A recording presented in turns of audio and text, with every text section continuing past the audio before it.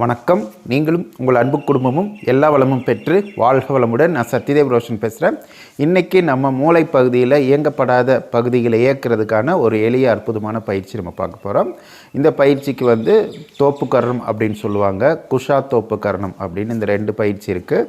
இந்த ரெண்டு பயிற்சியில் உங்களுக்கு எது செய்ய முடியுமோ அதை நீங்கள் செய்யலாம். இப்போ முதல்லாம் பார்த்தீங்கன்னா, ஒரு குழந்தைக்கு படிப்பு வரல, குறும்பு பண்ணுது, படிப்பில் கவனம் செலுத்தலை அப்படின்னா அவங்களை என்ன பண்ணுவாங்க, டீச்சர்ஸ் காதை பிடிச்சி திருகுவாங்க. இல்லாட்டி ரெண்டு கைகளையும் இந்த மாதிரி வச்சுக்கிட்டு உட்கார்ந்து எந்திரிக்க சொல்லுவாங்க, தோப்பு கரணம் போட சொல்லுவாங்க. இது பண்ணுறதுக்கு பின்னாடி ஒரு அறிவியல் இருக்குது. என்னென்னா, நீங்கள் இடது காதை ப்ரெஸ் பண்ணும்போது வலது பக்க மூளை ஆக்டிவேட் ஆகும், வலது காதை ப்ரெஸ் பண்ணும்போது இடது பக்க மூளை ஆக்டிவேட் ஆகும். ரெண்டு காதையும் பிடிச்சு இழுக்கும் போது மூணுமே, அதாவது வலது பக்க மூளை, இடது பக்க மூளை, சென்டர் பிரெயின் அப்படின்னு சொல்லுவாங்க, மிட் பிரெயின் அப்படிம்பாங்க, நடுப்பக்க மூளை. இந்த மூணு பக்கத்தில் இருக்கக்கூடிய மூளைகளும் இயங்க ஆரம்பிக்கும். அப்படி இயங்க ஆரம்பிக்கும் போது பார்த்திங்கன்னா, உங்களுக்கு அதில் இருக்கக்கூடிய நிறைய நியூரான்கள் இயங்காமல் இருக்கிறனால தான் அந்த மந்தமாக இருப்பாங்க குழந்தைகளாம். அப்போ அந்த நியூரான்கள் தூண்டப்படும் போது, இந்த பயிற்சி செய்யும்போது அவங்களுக்கு ஞாபக சக்தி, கான்சன்ட்ரேஷன் பண்ணுறது இதெல்லாம் கிடைக்க ஆரம்பிக்கும். டீச்சர்ஸ் என்ன சொல்கிறாங்களோ அது உள்வாங்க ஆரம்பிப்பாங்க, அதன்படி நடக்க ஆரம்பிப்பாங்க. ஓகேங்களா? அது மாதிரி சுய சிந்தனை இதெல்லாம் வளரும். நமக்கு கற்பனைக்கு எட்டாத சக்தியெல்லாம் இந்த மூணு பக்கம் மூளையும் ப்ராப்பராக இயங்க ஆரம்பிச்சதுன்னா கிடைக்க ஆரம்பிக்கும்.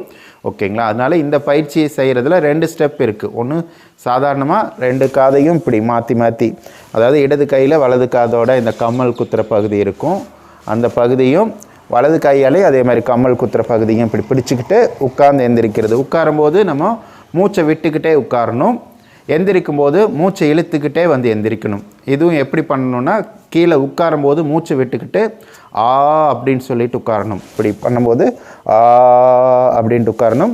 எந்திரிக்கும் போது மூச்சை இழுத்துக்கிட்டு இம் அப்படின்னு சொல்லிட்டு எந்திரிக்கணும். இந்த மாதிரி பண்ணும்போது என்ன ஆகும்னா, நம்ம உச்சந்தலையிலிருந்து மூலாதார சக்கரா வரைக்கும் இருக்கக்கூடிய அந்த பகுதியில் சக்தி ஓட்டம் தடை இருந்துச்சுன்னா அதெல்லாம் விலகிடும்.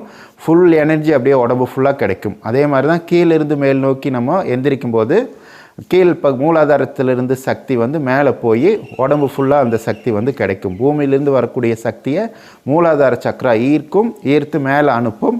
உச்சந்தலையில் இருக்கக்கூடிய துரிய சக்கரா மேலேருந்து வரக்கூடிய பிரபஞ்ச சக்தியை ஈர்த்து அது உடம்பு ஃபுல்லாக பரவ வைக்கும். அப்போ அங்கே மேலேருந்து வர சக்தியும் கீழிருந்து வர சக்தியும் உடம்பு ஃபுல்லாக பரவணும்னா சக்ராஸில் அந்த சக்தி ஓட்டத்தில் தடை இருக்கக்கூடாது. இந்த பயிற்சி செய்யும்போது அந்த தடையெல்லாம் விலக ஆரம்பிக்கும். ஓகேங்களா? அப்போ இதே மாதிரி ஒரு சின்ன பயிற்சியில் இத்தனை விஷயங்கள் இருக்குது. ஓகேங்களா? இப்போ குஷா தோப்பு கரணம்னு இருக்குது. அந்த தோப்பு கரணத்தை எப்படி பண்ணணுன்னா, உங்களோட இடது காதை முதல்ல இப்படி பிடிக்கிறீங்கன்னா உங்கள் வலது காலை முன்னாடி எடுத்து வச்சுக்கணும். அப்புறம் வலது கையை இந்த சைடு இப்படி பிடிக்கிறீங்கன்னா இதே மாதிரி காலை கிராஸாக வச்சுக்கணும். முதல்ல எந்த கை வைக்கிறீங்களோ அந்த காலை வைக்கணும். ரெண்டாவது எந்த கை வைக்கிறீங்களோ அதுக்கு மேலே வைக்கிறீங்களோ அதே மாதிரி காலை இது மாதிரி கிராஸாக நின்றுக்கணும். நின்றுக்கிட்டு இதே மாதிரி தான் மூச்சு விட்டுக்கிட்டு ஆன்னு சொல்லிட்டு கீழே உட்காரணும். எந்திரிக்கும் போது இம் அப்படின்னு சொல்லிட்டு எந்திரிக்கணும், மூச்சு இழுத்துக்கிட்டு. இந்த மாதிரி ஆரம்பத்தில் ஒரு 5 முறை பயிற்சி பண்ணால் போதும். நிறைய தடவை பண்ணாதீங்க. ஏன்னா நமக்கு உட்கார்ந்து எந்திரிக்கிறதெல்லாம் இந்த காலத்தில் அதிகமாக பண்ணாதனால காலில் ரத்தம் கட்டிக்கும். அது மாதிரி பயிற்சி பெற்றவங்க 9 முறையிலேருந்து 27 முறை வரைக்கும் பண்ணலாம். அதனால் ஆரம்ப கட்டத்தில் 5 முறை பண்ணிட்டு வாங்க. ஒரு 15 நாள் கழித்து 9 முறை பண்ணுங்கள். அதுக்கப்புறம் 27 முறை பண்ணுங்கள் கொஞ்ச நாள் கழித்து. இந்த மாதிரி பண்ணும்போது என்ன ஆகும்னா, இது ஒரு காயகல்ப பயிற்சி. குண்டலினி சக்தியை பாதுகாப்பான முறையில் மேலே எழுத்துட்டு போகிறதும், மேலிருந்து சக்தியை கீழே எடுத்துகிட்டு வர்றதும். ஓகேங்களா? அந்த குண்டலினி சக்தி அப்படியே ரைஸ் ஆகாது, அங்கே இருக்கிற பவர் மேலே போகும். அப்புறம் மேலேருந்து அப்படியே அந்த ஃப்ளோ கீழே வரும். அந்த சக்தி ஓட்ட பாதை க்ளீனாக இருக்கும். ஓகேங்களா? இது சித்தர்கள் பொதுமக்களுக்கும் சாதாரண மக்களுக்கும் இந்த குண்டலினி சக்தி எழுப்பக்கூடிய ஒரு ஆற்றல் கிடைக்கணும் அப்படின்னு சொல்லிட்டு இதை உருவாக்கி கொடுத்துருக்காங்க.